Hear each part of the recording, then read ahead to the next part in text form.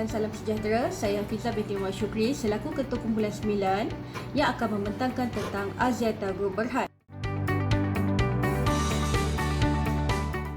Dahulunya, Axiata dikenali sebagai TM International TMI. Syarikat ini telah ditubuhkan pada 12 Jun 1992 yang merupakan cabang operasi mudah alih antarabangsa Telekom Malaysia iaitu TM. Berikutan pengasingan TMI dan TM, syarikat ini telah disenarai di papan utama Bursa Malaysia Security Berhad pada tahun 2008. Pada 2 April 2009, syarikat ini telah membuat penjenamaan semula dengan melancarkan nama baru iaitu Axiata berserta logo baru. Axiata Group adalah sebuah syarikat besar digital dan telekomunikasi mudah alih serantau. Axiata berada dalam kedudukan utama dengan memperkasakan seluruh Asia, 11 negara ASEAN dan Asia Selatan. Axiata adalah sebuah syarikat yang mengembangkan rangkaian operasi mudah alih, perkhidmatan infrastruktur komunikasi dan perkhidmatan digital. Axiata bermatlamat tinggi dalam mengembangkan perkhidmatan jalur lebar sesuai dengan visinya iaitu Advancing Asia. Visi, matlamat dan nilai organisasi Axiata ialah visi Axiata Digital Generasi Seterusnya, juara menjelang 2024. Matlamat Axiata adalah memajukan Asia.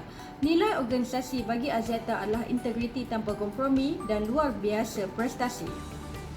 Berikut adalah ahli lembaga pengarah Axiata. Axiata mempunyai 4P matlamat dan objektif iaitu prestasi, people, perkongsian, planet dan masyarakat. Prestasi untuk menjadikan salah satu syarikat telekomunikasi dan teknologi terbesar Asia dan keuangan semasa berkembang kukuh di pasaran dengan menjana pulangan modal yang dilaburkan. People merujuk kepada orang ramai sebagai jenama bakat terkemuka dan menjadi salah satu kilang terbaik di Asia. Perkongsian adalah menjadi pilihan nombor satu pelanggan dan rakan kongsi dengan menawarkan pelanggan dengan pengalaman yang unggul serta membina kepercayaan pelanggan dengan semua pihak berkepentingan. Planet dan masyarakat pula adalah untuk diiktiraf sebagai syarikat digital yang bertanggungjawab mewujudkan masyarakat inklusif digital.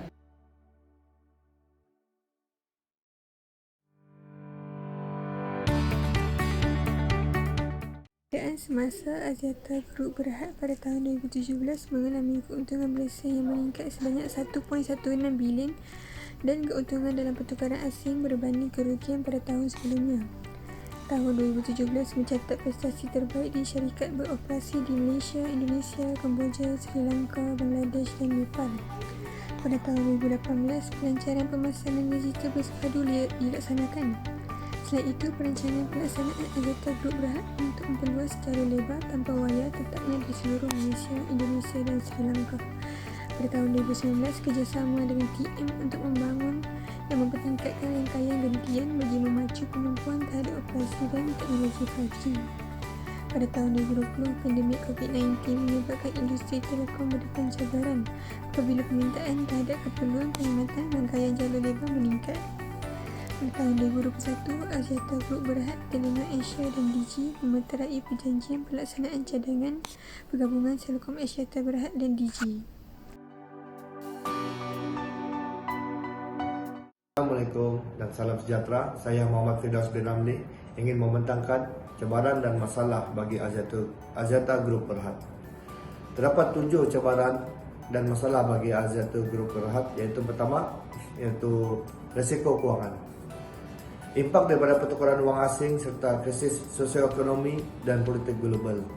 Selain itu, syarikat tidak dapat merancang target syarikat kerana aliran perdagangan yang tidak menentu. Yang kedua adalah kekurangan halangan masuk. Pesaing lain mengeluarkan atau memperkenalkan produk baru seperti rangkaian yang lebih maju atau lebih laju berbanding Axiata Group Berhad. Yang ketiga, saingan jenis prabayar yang lain. Rangkaian yang tidak baik menyebabkan pelanggan memilih syarikat telekomunikasi yang lain. Yang keempat, yaitu pesaing yang kuat antara syarikat telekomunikasi. Pesaing-pesaing baru lebih mudah memasuki syarikat telekomunikasi. Yang kelima, risiko pekerja Permintaan dalam kemahiran digital yang tinggi yang mengibatkan kekurangan pekerja yang mahir. Yang keenam adalah risiko pelaburan. Penstrukturan industri dan rasionalnya melalui persoalan berbagai dan pengukuhan. Dan yang ketujuh merupakan impak COVID-19 yang melanda dunia pada tahun 2020, iaitu membawa kepada kesan perniagaan di mana pelanggan sukar untuk berkunjung ke pusat servis Axiata yang akan terjejas disebabkan oleh inisiatif dan peraturan kerajaan. Assalamualaikum dan selamat sejahtera. Saya Nur Azani binti Kamal Zaman. Saya akan membentangkan tentang kekuatan dan juga kelemahan Axiata Group. Kekuatan yang pertama ialah Axiata Group mempunyai struktur organisasi yang jelas, di mana struktur organisasi mereka dijalankan secara optimum dan juga diterajui oleh senior leadership team, di mana senior leadership team ini berperanan sebagai memimpin pasukan dan juga melaksanakan strategi yang dirancang untuk mencapai sasaran syarikat. Kekuatan yang kedua ialah komitmen terhadap kecekapan. Yang pertama ialah rangka kerja kecekapan, di mana Axiata Group melantik pekerja yang berkemahiran, cekap dan juga berpengalaman untuk memastikan kerja yang dihasilkan ialah dapat memenuhi kriteria yang mereka mahu. Yang kedua ialah pengurusan prestasi, di mana Axiata Group committed untuk menarik dan juga mengekalkan pekerja yang cekap dan berpotensi. Axiata Group juga mempunyai proses KPI di mana untuk menilai prestasi pekerja mereka dan dibandingkan dengan prestasi mereka sebelum ini. Dan yang terakhir ialah rangka kerja latihan dan juga pembangunan, di mana Axiata Group melatih semua pekerja mereka dari pelbagai bidang supaya mereka dapat menghasilkan kerja yang cukup bagus, dan juga latihan dan pembangunan ini juga untuk meningkatkan hasil kerja mereka yang sedia ada. Yang seterusnya ialah kelemahan Axiata Group. Antara kelemahan Axiata Group ialah turnover rate, di mana kalau dilihat dalam salah satu bahagian di annual report Axiata Group, terdapat satu operational risk, iaitu turnover rate semasa musim COVID, di mana Axiata Group merancang untuk menjaga kebajikan mereka dan juga mengetatkan SOP di masa akan datang.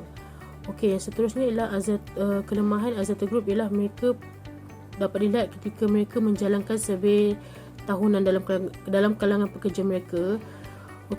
Dalam survey ini terdapat beberapa isu yang dibangkitkan. Antaranya ialah kurang peluang pembangunan kerjaya dalam syarikat, juga tiada ataupun kurang keseimbangan work life dan juga kesejahteraan, kurang sokongan kesejahteraan semasa COVID, dan juga isu bayaran dan imbuhan mereka.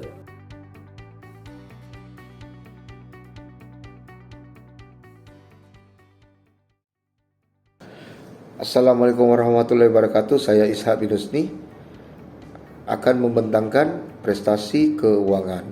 Dalam prestasi keuangan kita ada 5 subtajuk, iaitu pertama adalah gambaran keseluruhan keuangan Axiata, kedua adalah analisis penyata pendapatan, ketiga adalah prestasi aset, liability dan equity syarikat, keempat adalah analisis aliran tunai, dan kelima adalah analisis nisbah keuangan.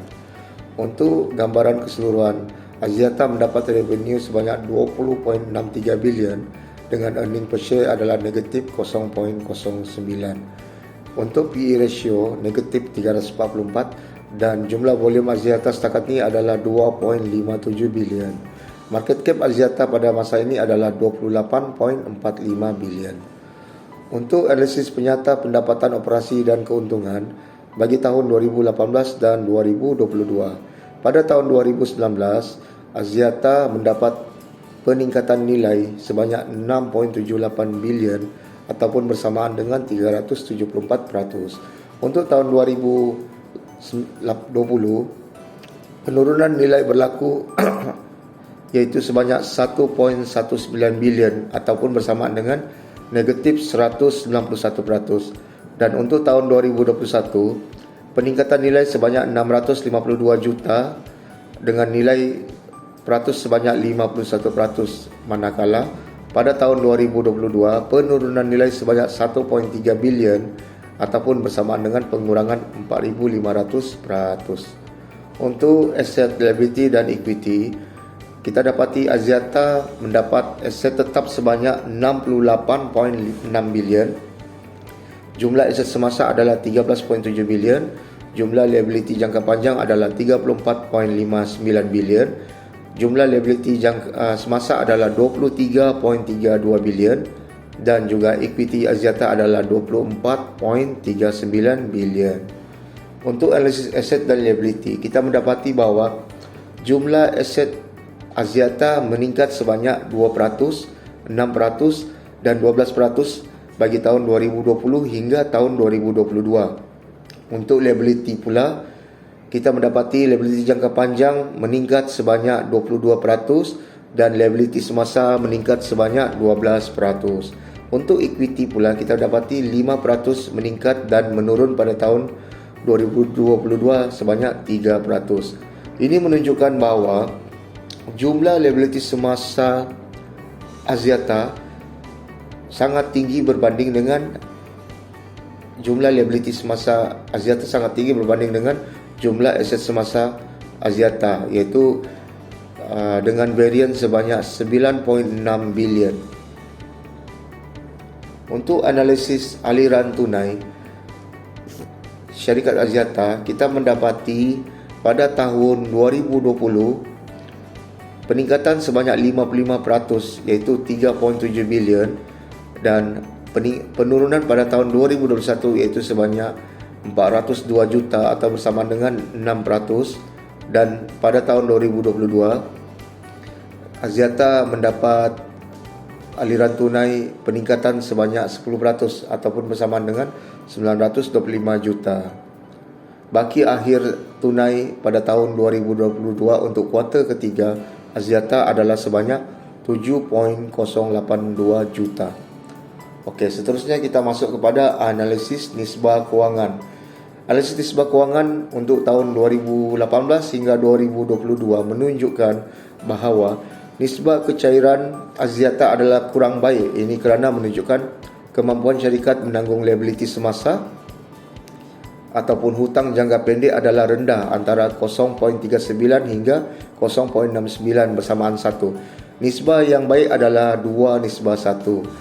Untuk purata tempoh kutipan antara 66 hari hingga 94 hari. Pusing ganti aset tetap adalah rendah sebanyak 0.3 hingga 0.46:1.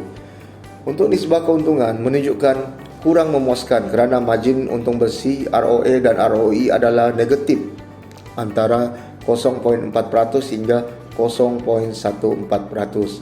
Kestabilan syarikat adalah rendah kerana nisbah hutang syarikat antara 0.64 hingga 0.7:1, menunjukkan syarikat terlalu bergantung dengan pinjaman.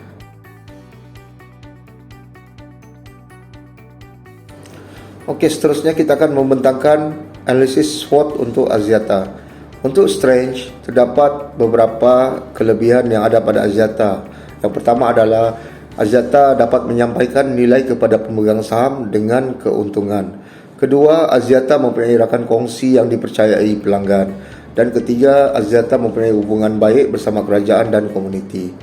Okey, untuk weakness pula, terdapat beberapa kelemahan yang kita dapati yang ada pada Axiata, iaitu pertama adalah risiko kewangan, terutamanya adalah kadar pertukaran asing. Kedua adalah kesan daripada impak COVID-19, dan ketiga, Axiata mempunyai kelemahan terhadap risiko pekerja dan risiko operasi, dan seterusnya adalah risiko pelaburan. Okey, untuk opportunity, peluang, terdapat 3 peluang yang ada pada Axiata, iaitu lestari pertumbuhan, operasi yang cemerlang dan struktur perubahan.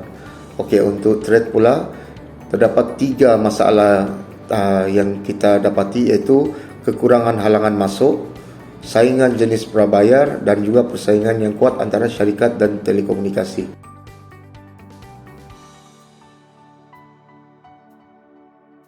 Assalamualaikum warahmatullahi taala wabarakatuh. Saya Sukman Nirwan bin Ansar seterusnya akan menerangkan pula berkenaan tentang analisis step bagi syarikat Axiata. So, analisis yang saya akan huraikan di sini berkenaan step akan menyentuh kepada 4 faktor utama, iaitu faktor sosial, faktor teknologi, faktor ekonomi, dan faktor politik. Keempat-empat ini menjadi dasar kepada analisis step. So, untuk faktor pertama iaitu faktor sosial. Dari segi demografi, laporan tahunan Axiata pada tahun 2021, syarikat Axiata mempunyai 163.1 juta pelanggan mudah alih merentasi ASEAN. Syarikat ini telah berjaya memberikan sokongan perkhidmatan dalam bidang komunikasi sebanyak 185,000 perkhidmatan perusahaan untuk memacu bidang perniagaan mereka. Syarikat Axiata telah berjaya meningkatkan perniagaan BIS di Malaysia dengan seramai 439 orang, manakala seramai 122,000 orang lagi peniaga di negara Indonesia. So, apa yang kita dapat lihat di sini adalah dari segi faktor sosial yang dirangkumi oleh syarikat Axiata adalah tidak setakat hanya di Malaysia, tetapi juga sampai ke negara-negara jiran seperti Indonesia. Pengiklanan dan perhubungan awam syarikat Axiata mampu menarik pelanggan untuk menggunakan perkhidmatan syarikat mereka di negara-negara ASEAN dan Asia Selatan bagi memperjuangkan kemasukan digital untuk komuniti melalui penyediaan penyelesaian digital. Teknologi. Telco Digital Axiata memanfaatkan ekosistem digital untuk menyediakan digital yang dibezakan dan terbahagi kepada produk dan penyelesaian untuk pengguna, rumah dan perusahaan. Axiata menjawab keperluan pengguna untuk mobility digital tanpa had dan nomad, menyediakan penyelesaian penumpang digital dan teknologi sebagai rumah beralih menjadi pusat graviti baharu dan membolehkan perusahaan berubah secara digital. Yang mana sebelum ini jikalau sebuah perusahaan itu sebelum ini menjalankan komunikasi secara manual, dan kehadiran Axiata dengan objektif yang mereka ada ingin mengalihkan komunikasi manual itu kepada komunikasi digital, termasuklah keseluruhan sistem lah. Alright. Reka bentuk syarikat data dan kecerdasan buatan syarikat Axiata ialah melaksanakan digital, analitik, pemasaran bersepadu dan penyelesaian e-dagang.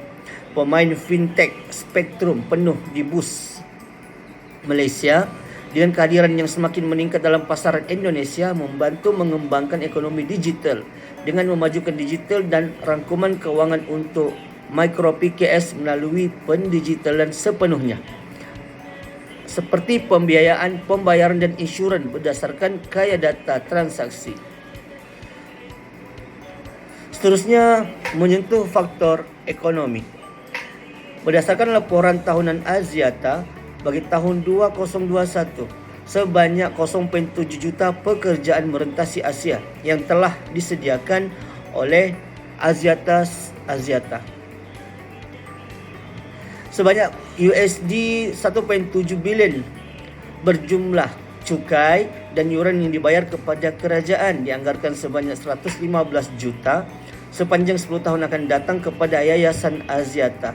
Seterusnya menyokong 45 usahawan tekno melalui dana inovasi digital dalam 4 negara. Syarikat Axiata telah melabur sebanyak 0.5 bilion dalam capex dan opex. Faktor terakhir pula adalah faktor politik. Syarikat Axiata beroperasi di pelbagai negara, namun mereka perlu mematuhi peraturan dan dasar kerajaan sesebuah kerajaan seperti Malaysia, Indonesia, Sri Lanka, Bangladesh, Kemboja, Nepal, Pakistan, Myanmar, Laos, Filipina dan Thailand. Syarikat Axiata menyokong dasar atau matlamat politik sesebuah negara bagi membantu mereka mencapai matlamat mereka dalam merealisasikan digitalize. Dari segi ekonomi maupun perkhidmatan jalur lebar dapat dicapai.